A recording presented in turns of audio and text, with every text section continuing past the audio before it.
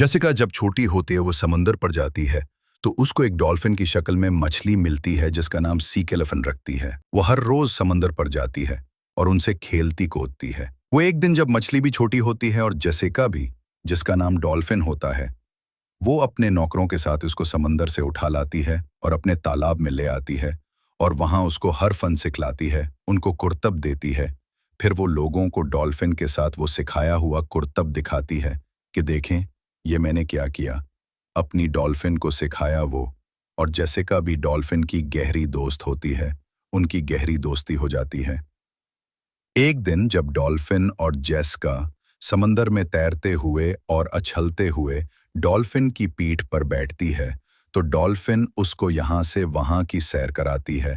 और एक दफ़ा डॉल्फिन जेसिका को ऊपर की तरफ फेंकती है तो जेसिका बहुत ही ऊपर हुआ में काफ़ी दूर चली जाती है। और जब नीचे आती है तो डॉल्फिन जब ऊपर की नज़र करती है तो वो जेसिका उसके मुंह के ऊपर गिरती है जाती है। जब डॉल्फिन का मुंह खुला हुआ होता है और वो जेसिका उसके में चली जाती है और लोग जेसिका को बचाने के लिए समंदर में चले जाते हैं और वहां की सिक्योरिटी आ जाती है और वो वहां जेसिका बेहोश होकर मर जाती है।